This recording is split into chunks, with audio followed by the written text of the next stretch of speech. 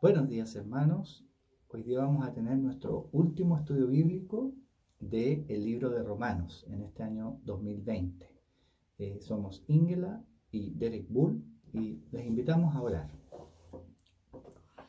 Gracias, Señor, por este día que tú nos has dado. Gracias porque nos das la oportunidad de nuevamente estudiar tu palabra, Señor. Te pedimos que tú seas guiándonos, Señor, y que nos permitas entenderla. En el nombre de Jesús. Amén. Amén. Vamos a los últimos versículos, que era lo que nos faltaba, ¿cierto? Leer. Romanos 16, desde el 25 al 27. Ya. Que toda la gloria sea para Dios, quien puede fortalecerlos tal como expresa la buena noticia. En ese mensaje acerca de Jesucristo se ha revelado su plan para ustedes, los gentiles, un plan que estuvo guardado en secreto desde el principio del tiempo. Pero ahora, tal como lo predijeron los profetas y el Dios eterno lo ha ordenado, este mensaje se da a conocer a todos los gentiles en todas partes, para que ellos también puedan creer y obedecerlo a Él. Toda la gloria sea para el único sabio Dios eternamente por medio de Jesucristo. Amén. Amén. Bueno, últimas palabras aquí, conocido como la doxología, ¿no es cierto? O el cierre.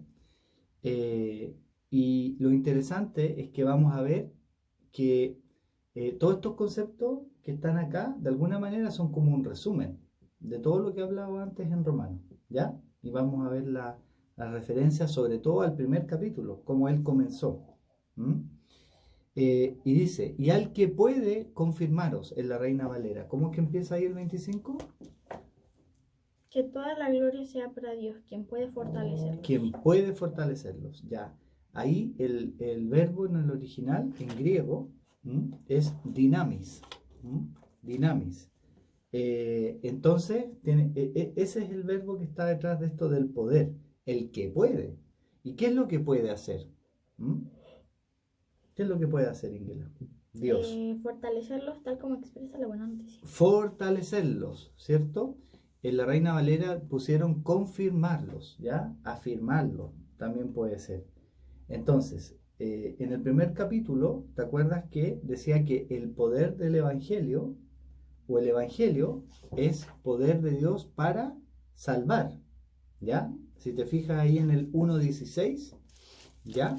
Dice eso, por eso podemos decir que es una referencia al primer capítulo, ¿ya? Dice, porque es poder de Dios para salvación, el 1.16. Y ahora, ¿qué es lo que dice acá? Para confirmar, para afirmar, para fortalecer, para establecer.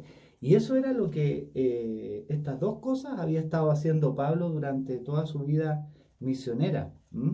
Tenemos algunas referencias, por ejemplo, si vemos Hechos, puedes buscar Hechos 15:41. Hay varios ejemplos en el libro de los Hechos de lo que hacía Pablo en su recorrido por las iglesias, ¿ya? Hechos 15:41. Luego viajó por toda Siria y Cilicia, fortaleciendo a las iglesias. Fortaleciendo a las iglesias, ¿ya? Esta era la acción, ¿ya? Que hacía Pablo. Entonces, habían sido fundadas ya como iglesia y ahora había que fortalecerlas. ¿Contra qué o por qué hay que fortalecerse como cristiano, Ingela? Por ejemplo, cuando uno tiene dudas, uno puede venir las dudas, ¿ya? Es decir, la fe, que si falta la fe o si hay errores de repente, si es que hay persecución, ahí se necesita que el cristiano esté fortalecido, ¿cierto? En la fe. Por ejemplo, aquí también tenemos varios ejemplos de esto en las cartas, pero por ejemplo, aquí mismo yo leo, a ver, busca tú Colosenses 2:7, ¿ya? Yo busco aquí el mismo Romanos 1:11, porque deseo veros para comunicaros algún don espiritual a fin de que seáis confirmados, ¿ya? Ahí también está esto el poder de Dios que confirma. ¿Qué dice Colosenses 2:7? Arráiguense profundamente en él y edifiquen toda la vida sobre él. Entonces la fe de ustedes se fortalecerá en la verdad que se les enseñó y rebosarán de gratitud. Arraíguense, o sea, que echen raíces, que sea algo profundo. Es necesario como cristiano, ¿no es cierto?, esta confirmación, y no una sola vez, ¿ya? O en un solo periodo de la vida, sino que toda la vida, ¿no es cierto?, de la iglesia. Porque va a haber malas enseñanzas, porque va a haber quizás errores, porque va a faltar la fe, va a haber temor, se va a necesitar valentía cuando haya persecución. Todas estas cosas las sabe Dios, y aquí Pablo las estaba enseñando. ¿Te acuerdas cómo era la iglesia de Roma? ¿Qué características tenía? Hemos visto en este estudio. ¿Cómo eran los miembros? ¿De dónde venían? ¿Te acuerdas? Que vimos la vez pasada. Había judíos, había no judíos, gentiles, había algunos, ¿no es cierto?, quizás de estos mismos grupos que se consideraban fuertes, había débiles, ¿ya? Y entonces había que afianzarlo en unidad, en santidad. Eso es lo que necesitaban, ¿ya? Y después, ¿según qué puede Dios confirmarnos o fortalecernos? En el versículo 25, ¿según qué? Ya me fui. Volvimos a Romanos 16, 25. ¿Quién es, a través de qué nos confirma? De Jesucristo y de su evangelio. Yo no entiendo por qué dice mi evangelio, Pablo. Porque es su buena noticia la que él trae, porque él era evangelista, ¿ya? Era la que él andaba diciendo. ¿Y cuál era esa? Mi evangelio, la predicación de Jesucristo. No es que él traiga, o sea, él es un mensajero, lleva las buenas noticias de Jesucristo. La palabra, ¿no es cierto?, ahí de la predicación, cuando habla de la predicación es kerigma. Si es que alguien ha de repente escuchado esa palabra en griego también. Y ese es el evangelio, esa es la base, la buena noticia de Jesucristo. ¿Qué más dice sobre este evangelio? ¿De dónde viene? ¿Cuál es el origen? Ahí en el 25, Ingrid. ¿Cuál es el origen del evangelio? Como el ¿De dónde secreto, salió? el principio del tiempo, ¿eso? Ya que es secreto o que era secreto, ya no, es otro elemento. Pero ¿de dónde vino? ¿Se le ocurrió a Pablo? A Dios. A Dios, dice revelada, ¿ya? Lo que pasa es que como tú tienes aquí NTV, quiero entender, quiero revelado su plan para ustedes. Revelar su plan para ustedes, o sea, dar a conocer. Y antes era un secreto, estaba oculto, como dice acá, desde tiempos eternos. O sea, no es que a Dios se le ocurrió un rato antes, sino que tenía un plan, ¿ya? Pero estaba oculto por mucho tiempo, y Él lo ha revelado, Él lo ha dado a conocer. Se ha manifestado ahora, dice el 26. ¿Y cuál es entonces este mensaje? ¿Cuál es esto que se ha revelado? A ver, Colosenses 2:2.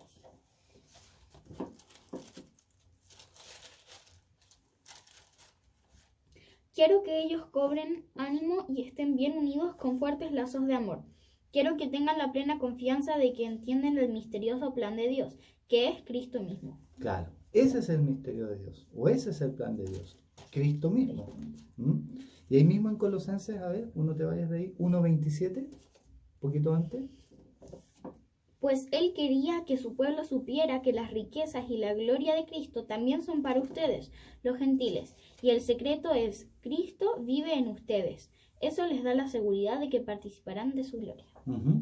Es decir, este secreto, este misterio revelado es Cristo mismo, y que es para todos, no solamente para los judíos, ¿cierto? Sino que también para los gentiles, ¿ya? Para los gentiles. Así que, igual como para Israel, también entonces este misterio, como había sido, Dios había hecho un pacto con Israel, ¿te acuerdas? Y este misterio, Jesucristo mismo, ¿no es cierto?, también es para los judíos y para los gentiles. ¿Mm? Efesios 1:9 y siguiente. A ver, ¿qué dice ahí? Ahora Dios nos ha dado a conocer su misterioso plan acerca de Cristo, un plan ideado para cumplir el buen propósito de Dios. Uh-huh. El 10 Sí, dice, sí. y el plan es el siguiente. A su debido tiempo, Dios reunirá todas las cosas y las pondrá bajo la autoridad de Cristo, todas las cosas que están en el cielo y también las que están en la tierra. Uh-huh. Entonces, ahí está que en Cristo, ¿no es cierto?, para unir todo, y que este era un plan. O sea, un plan es algo que está, ¿no es cierto?, está diseñado antes. Uh-huh. ¿Ya? El plan es algo que uno piensa antes. Entonces, estaba Cristo desde el comienzo, está ahora, ¿ya? Y ahí dice que van a ser reunidas todas las cosas bajo Cristo. Es decir, también es el fin. ¿Mm? Todo termina con Cristo. A ver, y también habla de esta proclamación del Evangelio. ¿Mm? ¿A quiénes se les va a dar a conocer según el 26? Vuélvete a Romanos 16, 26. ¿Mm? ¿Leo el 26 o cómo? En el 26 busca la respuesta a ¿para quién es este Evangelio? Los gentiles. ¿Ya? ¿A cuáles gentiles? En todas partes. En todas partes. Los ¿Ya? gentiles de todas partes. Claro, y aquí de la Reina Valera escribieron, ¿no es cierto?, a todas las gentes. A todas las gentes. Gentes, naciones, todos los pueblos. ¿Mm? Por lo tanto, este mensaje del Evangelio es para todos, ¿cierto? Es para toda la gente, sin excepción. ¿Y desde cuándo estaba ya algo dicho? Ahí mismo en el 26. ¿Cómo lo predijeron los profetas? Claro, ya está dicho, lo podemos encontrar, dice en los escritos proféticos, o sea, en el Antiguo Testamento. ¿Mm? Y en esta época de Adviento, antes de Navidad, solemos leer, ¿cierto?, textos de profetas, ¿te acuerdas? ¿Qué profeta? Isaías. Isaías, mucho habló del Mesías, ¿cierto? ¿Quién más? Hay otros textos, Salmos. Sí, también. Salmos, Que Oseas, de hecho en Miqueas. Romanos lo cita en el capítulo Sí, en varias 15. partes. Claro. No, mentira. ¿Te acuerdas que sí? Sí. Y hay referencias al Mesías en el Antiguo Testamento, en muchas partes. ¿Mm? Y de esa manera, ¿no es cierto?, dice que Dios había ya dado a conocer algo de su plan, pero ya se manifiesta completamente con Cristo. ¿Mm? Entonces, este entrega del mensaje es universal, podemos decir, para todos. ¿Ya? Fíjate que esto también está dicho en el capítulo 1, por eso que decimos que uno puede comparar estos últimos versículos del libro de Romanos con los primeros. Si uno lee capítulo 1 del 1 al 15, habla esto de anunciar el Evangelio, ¿ya? A griegos, dice el 14, y a no griegos, ¿ya? A sabios y a no sabios, a todos, habla de este carácter. Pablo entendía que era para todos y él sentía también este deber como apóstol de anunciar a todos. ¿Y para qué es, no es cierto? ¿Para qué? El para gloria qué, de Dios. ¿no? Pero dice ¿dónde? en el 26, si volvemos al 16-26, ¿cuál es el resultado? ¿Para qué para que ellos también puedan creer y obedecerlo a él. Claro, para que también los gentiles o todas las naciones puedan creer y obedecer. Así que es universal y es para que todos los que escuchan puedan creer primeramente y obedecer. Para que obedezcan la fe. ¿Qué te parece eso? ¿Qué cosa? Que eso, que sea para obedecer la fe. Eso es lo que ha dicho durante toda esta carta, Pablo.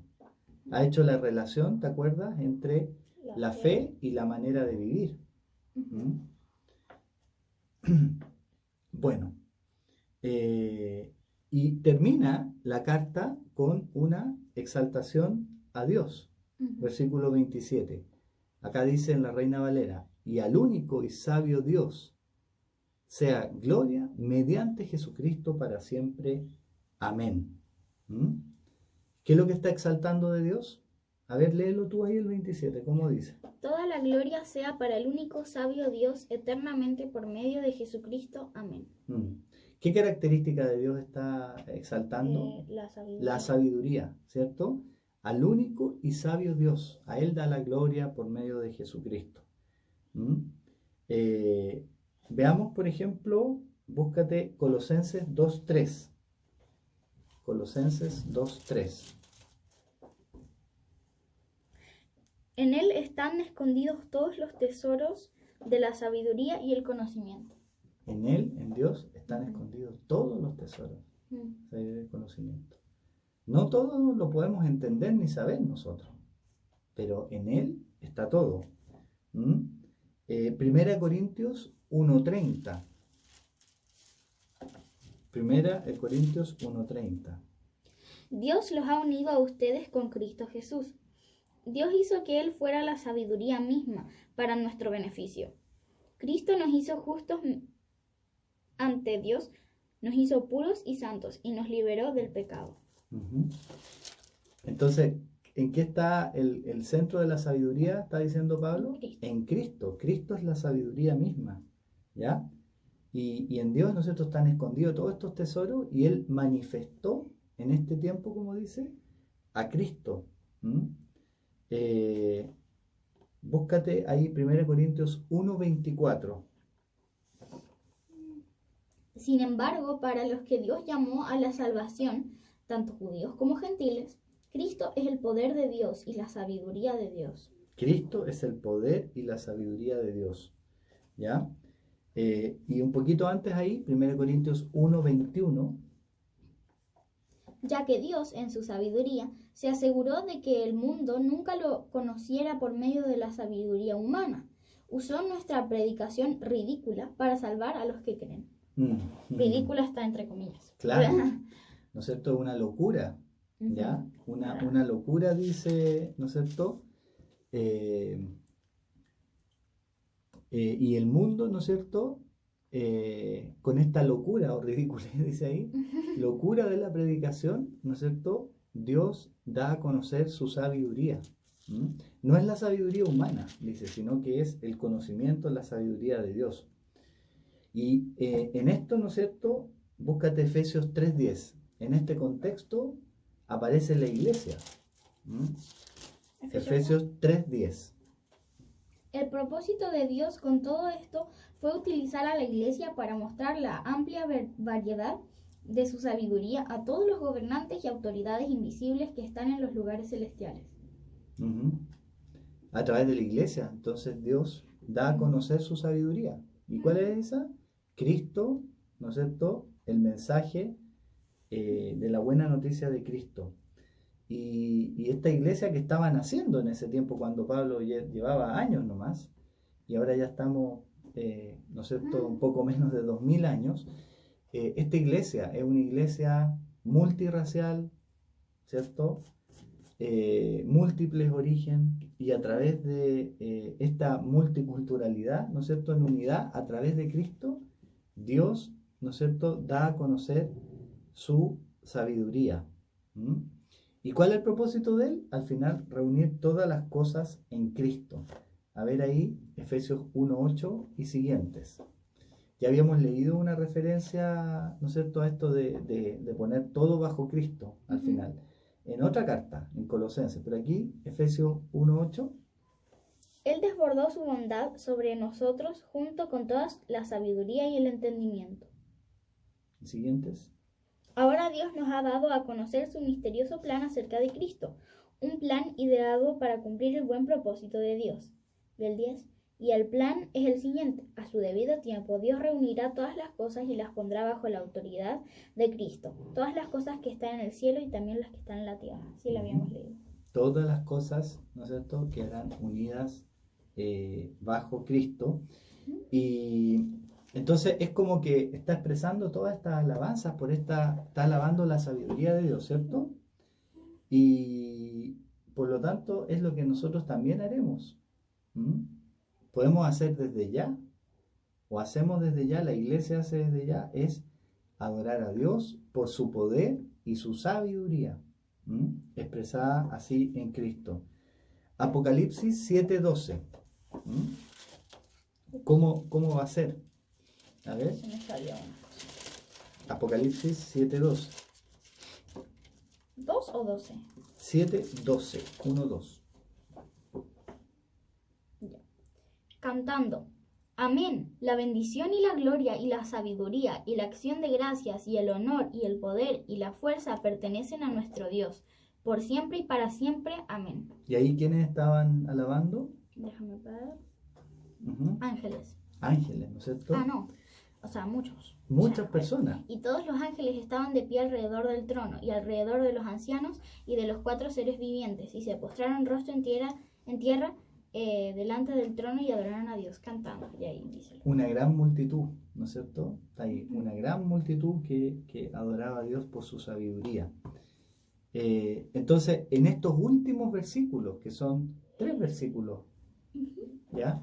Pablo como que junta de manera muy sintética cuáles han sido sus principales enseñanzas de toda la carta. El poder de Dios, ¿cierto? Para salvar y también para fortalecer. El Evangelio de Cristo, este misterio que ha sido manifestado, antes estaba oculto y ahora son manifestados, ¿ya? Y que es Cristo mismo, ¿cierto? Su cruz, su resurrección, que estaba ya anunciado desde el Antiguo Testamento, los profetas, y es que estas buenas noticias, la idea es que lleguen a todo el mundo, son para todos, de hecho para obediencia. Hay un versículo que dice que hasta que todos hayan escuchado, ahí va a venir, algo así, ¿no? Claro, que tiene que ser predicado a todos primero, todos lados. Bueno, durante este ciclo del estudio del libro de Romanos, que creo que partimos como en julio, ¿no? Fue hace un buen tiempo, quizá en junio, no, julio. Semana a semana hemos ido viendo en detalle y recordar también que nos hemos basado en un estudio de John Stott. Y hagamos un breve repaso, ¿te parece? De los capítulos, de todo lo que, como para... Breve repaso. Un breve repaso, ¿ya? En unos minutos, para acordarnos de todos los temas. Entonces, una carta escrita por Pablo a una iglesia en Roma, que él no había fundado, pero sí tenía toda la intención de ir a conocer en su paso. ¿A dónde?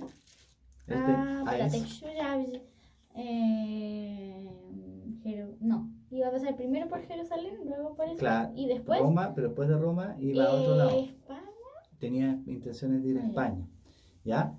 Y él quería, ¿no es cierto? Y por eso en esta carta vemos como toda una enseñanza, ¿ya? Súper completa de lo que Pablo entendía el Evangelio, porque quería, ¿no es cierto?, fortalecer a esta iglesia.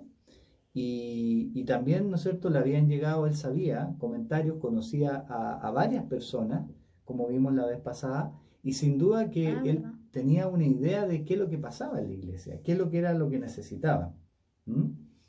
Entonces, vamos a ir viendo desde el capítulo 1. Podemos decir que el 1:17, ¿cierto?, es como, algunos han dicho, como el Evangelio en miniatura, ¿no es cierto?, puede ser como el resumen de la carta, ¿ya? Por supuesto que este es el gran primer tema, que, ¿no es cierto?, el poder de Dios para salvar y para justificar, para ser justo. ¿Cómo se logra en el 17? ¿Lo puedes leer? O 16 y 17. Ya. Pues no me avergüenzo de la buena noticia acerca de Cristo, porque es poder de Dios en acción para salvar a todos los que creen, a los judíos primero y también a los gentiles. Esa buena noticia nos revela cómo Dios nos hace justos ante sus ojos, lo cual se logra del principio al fin por medio de la fe. Como dicen las Escrituras, es por medio de la fe que el justo tiene vida. Mas el justo por la fe vivirá, ¿cierto? Ahí tenemos el primer elemento, que es súper importante, que es que la justificación viene de Dios mediante Cristo, o sea, por Cristo mediante la fe. ¿Mm? No es posible que uno se esfuerce y que las obras a uno lo declaren salvo. Y además este poder de la salvación, el segundo elemento también está ahí, que es para todos, para judíos y para no judíos, ¿no es cierto? Y gentiles. ¿Mm? Todos estos temas los va, ¿no es cierto?, entrelazando en la carta. Así es como lo entendieron, ¿no es cierto?, muchos, podemos decir, cristianos que tuvieron una gran relevancia en la historia, en la historia de la iglesia durante estos años, como vimos la primera vez. Entonces, ahora el pueblo de Dios, dice él, ya no está formado por Israel, sino que ¿quién es el pueblo de Dios? Todos los que creen, los que tienen fe. Y dentro de esos hay judíos y gentiles, ¿no es cierto? No es por cultura, no es por raza, no es por género tampoco, ¿no es cierto? Sino que por la fe mediante Jesucristo. Como el versículo que leímos la última vez, no hay ni judío, ni gentil, ni hombre, ni mujer, ni no sé qué, no sé qué. Claro. Ni esclavo, ni libre. ¿No es cierto? Podemos decir, no hay, por más privilegiado que sea la sociedad, o vulnerable en la sociedad humana, o falto de privilegio, también el Evangelio y el pertenecer a Dios, a este pueblo, ¿no es cierto?, es un regalo o es una acción de Dios. Y parte Pablo, nosotros si recordamos ahí en el capítulo 1, diciendo cuál es la culpabilidad del hombre, que viene ira de Dios por el pecado. Es la respuesta de Dios al pecado. ¿Y el pecado de quién? ¿De algunos seres humanos? No, de todos. Y Pablo se encarga ahí, ¿no es cierto?, capítulo 1, 2, ¿ya? Y 3, termina en el 3, el 9 en adelante, y pasa por 3 grandes grupos de personas. Da como ejemplo, ¿ya? Los paganos, es decir, los que podemos decir gentiles, que quieren vivir la vida a su pinta, la vida loca, ¿ya? Después estaban... Como los que juzgaban mucho. Claro, los moralistas quizás que dicen, no, yo soy bueno. Y también los judíos. El tercer grupo los judíos, porque ellos conocían la ley. Entonces dice, mira, no importa de qué grupo seas tú, todos han pecado, todos estamos sujetos al juicio divino y que es justo, ¿no es cierto? Nadie se escapa y nadie tiene excusa. Como va a decir ahí en el capítulo 3, o el capítulo 2, por lo cual 2:1, por lo cual eres inexcusable, oh hombre, quien quiera que seas tú que juzgas, pues en lo que juzgas a otro, te condenas a ti mismo, porque tú que juzgas, haces lo mismo. Y después, ¿no es cierto?, por ejemplo, el 3:20, ya que por las obras de la ley ningún ser humano será justificado delante de él, porque por medio de la ley es el conocimiento del pecado. No hay justo ningún uno. Y aquí, por ejemplo, cita los Salmos, ¿cierto? En el capítulo 3, ¿ya? Que no hay justo ni aún uno. Y entonces, ¿quién? No se puede, ¿no es cierto?, justificar ningún ser humano. ¿De dónde viene la justificación? Viene por gracia, ¿ya? Por gracia, y ahí comienza dentro del capítulo 3. La justicia, la justificación es por medio de la fe y por gracia. El 3:23, ¿puedes leer Romanos 3:23?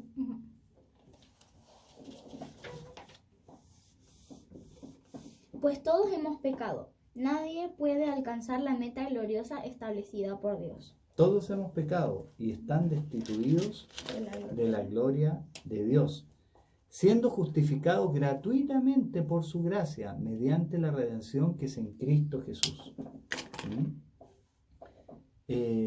Por lo tanto, no puede haber, ¿no es cierto?, jactancia, dice Pablo. Nadie puede decir yo soy mejor, sea quien sea. ¿Mm? Porque es por la fe. No puede haber jactancia, tampoco puede haber discriminación. ¿Mm? Eh, pero tampoco dice nos podemos olvidar de la ley. La ley sigue siendo válida. Ujú. ¿Qué dijo Jesús? No he venido a abolir la ley, sino a A cumplir su cumplirla. propósito. Ujú. Claro, ¿cierto? Y ahí en el capítulo 4, vamos avanzando, tenemos el ejemplo de Abraham. Y llega a decir que Abraham, ¿no es cierto?, fue justificado ¿por qué? Por su fe. Por la fe, no por las obras, ¿ya? Y, ¿no es cierto?, es el padre de la fe, o Sí. el padre, llega a decir Pablo, de todos los que han creído. ¿Mm?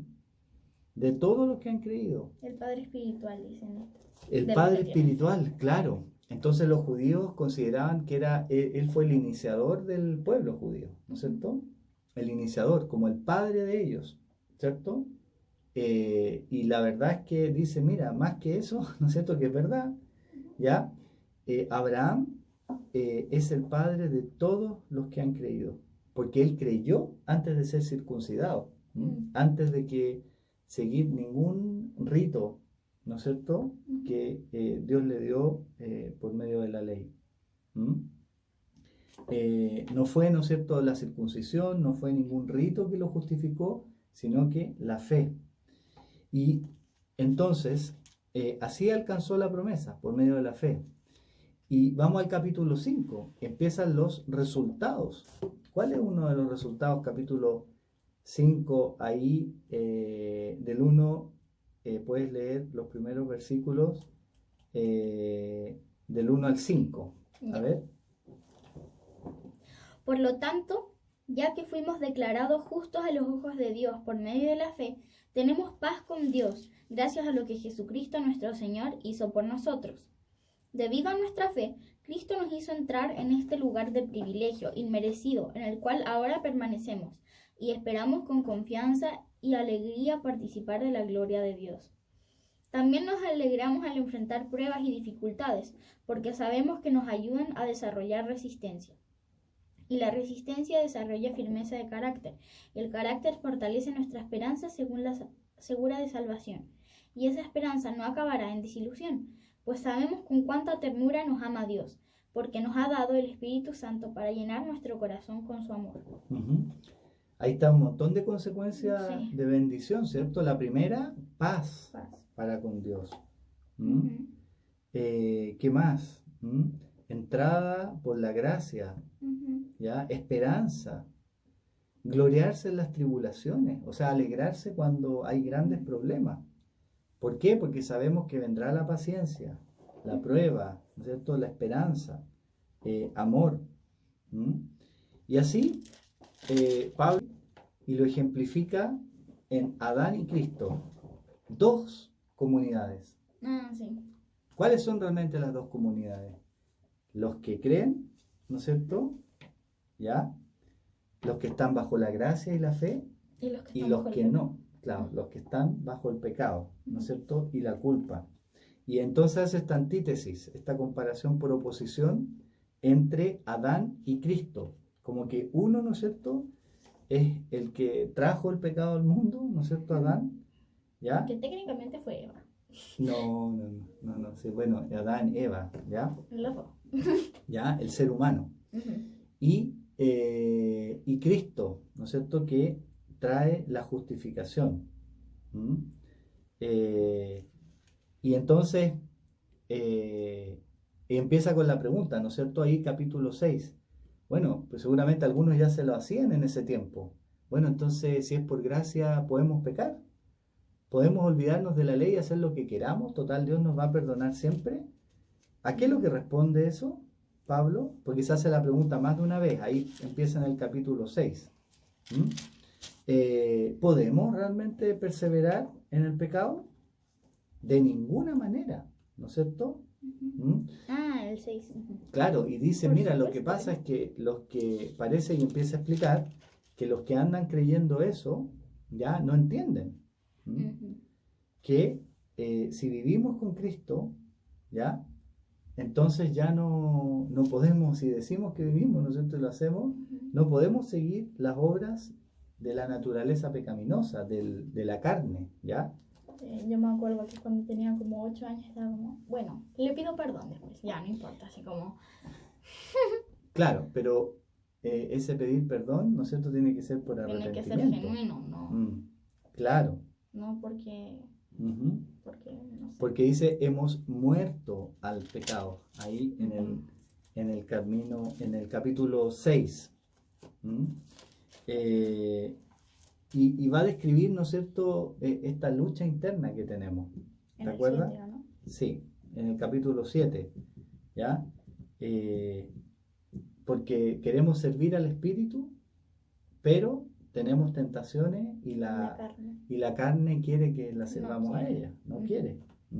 Entonces hay una lucha, hay una lucha constante, pero así como el capítulo 7 nos habla harto de la ley, del pecado, el capítulo 8 nos habla más de la vida en el Espíritu. Viviendo en el Espíritu. ¿Ya? ¿Y cómo parte? El 8.1. Ya no hay condenación para los que pertenecen a Cristo Jesús. Por lo tanto, no hay condenación para los que están en Cristo Jesús. ¿Ya? Los que andan conforme al Espíritu. Y eso, ¿no es cierto?, es un resultado. Un resultado, una consecuencia muy importante que el Espíritu nos libera, nos da testimonio, ¿no es cierto? ¿Qué más hace? A ver si rápidamente miras ahí, ¿te acuerdas dentro del capítulo 8? ¿Qué otras cosas hace el Espíritu? ¿Ya?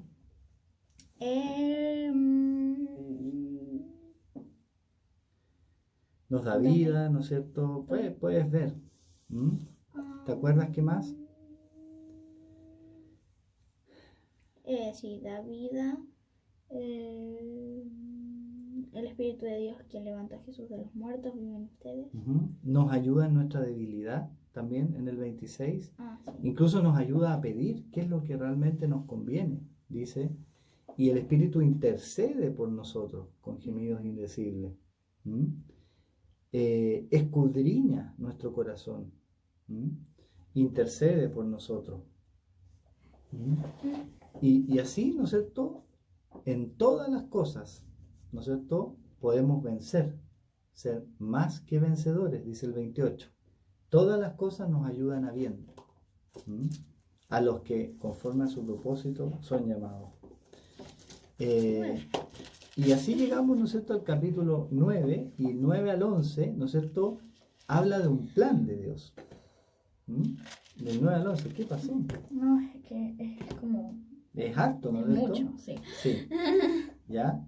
Y aquí va a empezar a mostrar, ¿no es cierto?, el plan de Dios para los israelitas y también para los gentiles.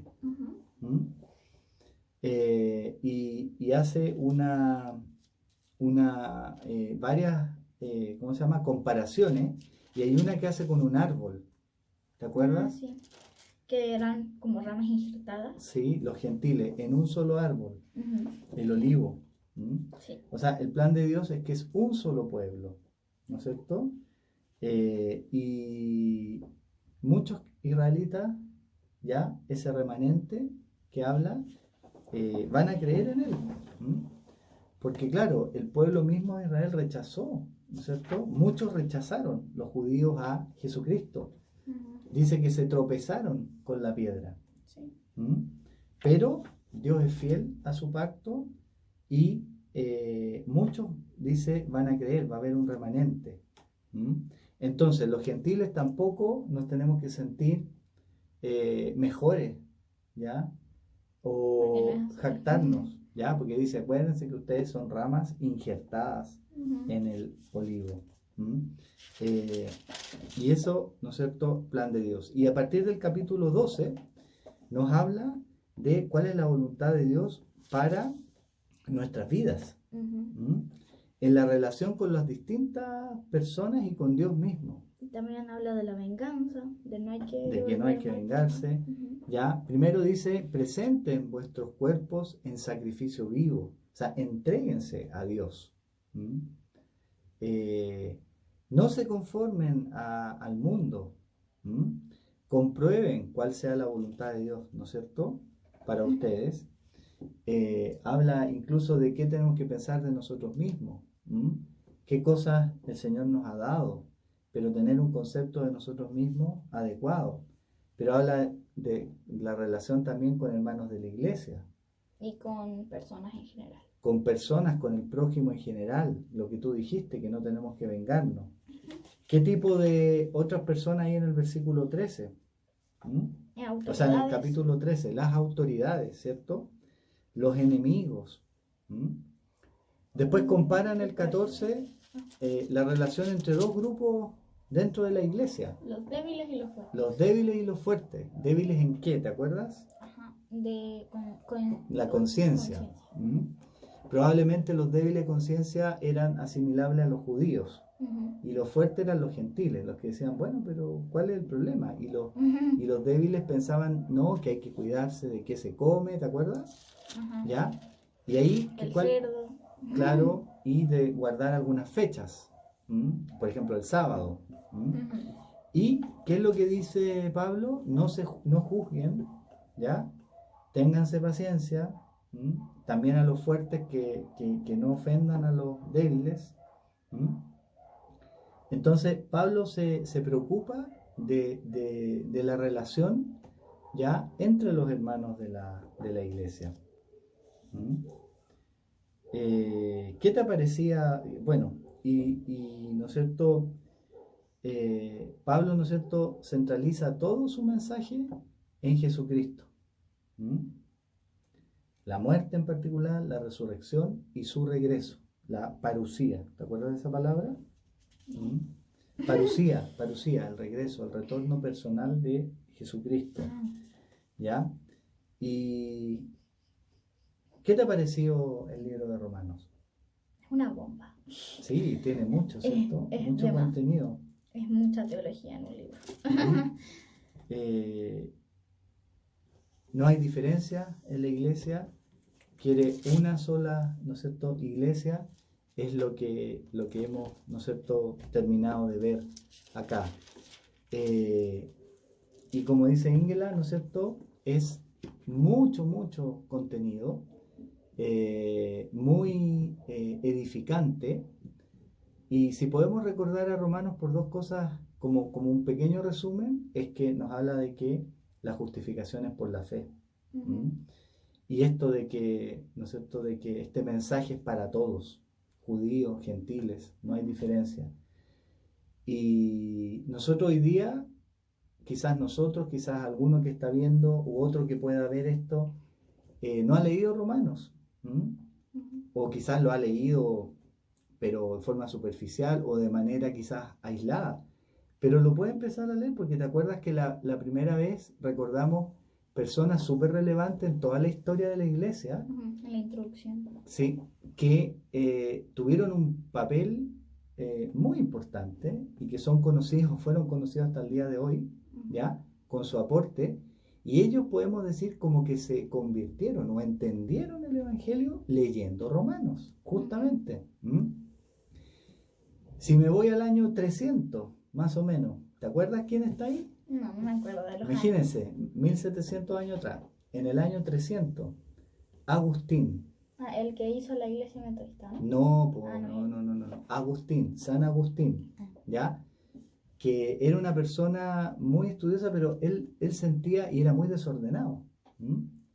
Se pasaba en fiestas cuando joven. Su madre, el que había robado, eran peras, creo. Eran peras. Entonces, tenía enseñanza. Su madre él cuenta en su principal libro, el más conocido, que se llama Confesiones, que también lo pueden leer, ¿ya? Este Agustín nació en el norte de África, ¿ya? Pero pasó tiempo en Italia también.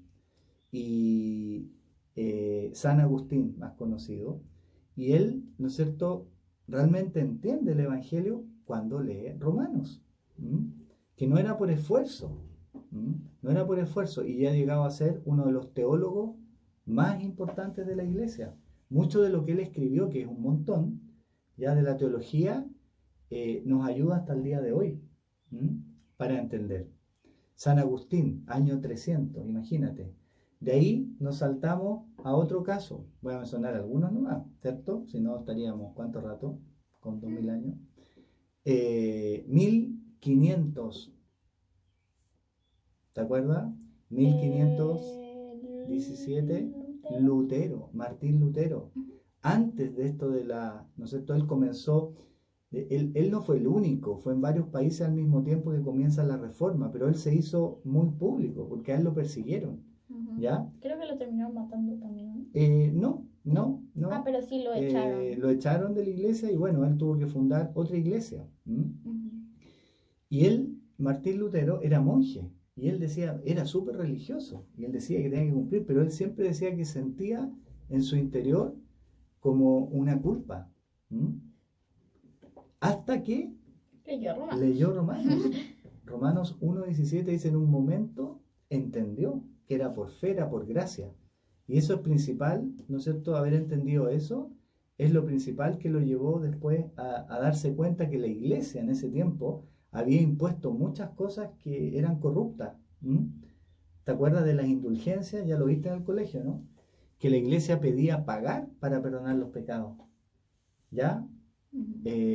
Abusaban de la gente de esa manera. Habían perdido el verdadero mensaje y por eso viene la reforma. Entonces, ahí tenemos otra persona. Y el último que tú te acordabas, ahora ya 1730 y algo, ¿Cómo se llama? Juan Wesley. ¿Ya? Juan Wesley también era pastor, ¿ya? Pastor de la iglesia Que lo anglicana. invitaron como a una iglesia Claro. y cachó algo así, ¿no? E incluso fue hasta misionero en Estados Unidos, ¿ya? Y él, estando en una calle en Londres, ¿no es cierto? Lo habían invitado de mala gana, dice, fue un día a la calle Aldersgate, ¿ya? London. Él fue a una reunión que le invitaron unos hermanos moravos. Moravia está como en Europa Oriental. Y él los había conocido en este viaje a Estados Unidos. Y él decía, pero ¿cómo si hay les encontraba como tan tranquilos, con tanta fe? ¿Y por qué yo no tengo esa fe, esa tranquilidad? ¿Ya? Y se hizo, bueno, ya él era muy estudioso. Y lo invitan un día a esta reunión. Y era tan simple, podemos decir, ¿ya? Como que había un hermano, se pone a leer un comentario de Lutero a Romanos. Ni siquiera Ni Romanos. siquiera era, ¿ya? Y en ese momento, ¿no es cierto? Él tuvo un encuentro, podemos decir, que él describe como un fuego, ¿no es cierto?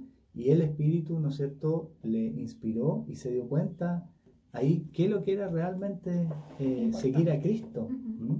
Y él entonces se puso a predicar en Inglaterra y fundó la iglesia metodista, ¿ya? Viajó predicando el resto de su vida, muchos, ¿no es cierto?, gente se convirtió y además junto con otros, ¿no es cierto?, iglesias como la presbiteriana, varios predicadores en ese siglo XVIII, 1700 y tanto, hicieron tal cambio que, porque esta fe se lleva a la práctica, ¿no es cierto?, que enseñaban a leer a los niños en lo que se llamaba la escuela dominical. Ahí parten las escuelas dominicales. Y leían la Biblia. Los pobres niños que tenían que trabajar en ese tiempo ni siquiera sabían leer y escribir. Y ahí aprendían. Y se cree que tal fue el impacto que no hubo en Inglaterra una revolución sangrienta como la de Francia, ¿ya? Porque se había hecho un acercamiento, una mejora de la vida de toda una generación. Entonces, mira el impacto. Entonces, bueno, nosotros al día de hoy también, ¿por qué no leyendo Romanos? Dios puede impactar nuestras vidas. ¿Oramos? Ya. Gracias, Señor, te damos por este tiempo en el que hemos podido estudiar tu palabra. Cada semana, Señor, te pedimos que tú hables a través de ella, lo sigas haciendo, que tú nos confirmes en la fe mediante tu poder. Nosotros en realidad, Señor, no tenemos capacidad ni poder para agradarte, sino que eres tú el que libremente, por gracia, Señor, nos justificas, nos santificas cada día, por medio de tu Espíritu podemos ir creciendo. Señor, que en lo que tú a cada uno le has dado puedas, Señor, mostrarnos y llegar a una relación más personal, a conocerte mejor por medio de Cristo. En el nombre de Jesucristo oramos. Amén. Amén. Hermanos, hasta un próximo estudio bíblico.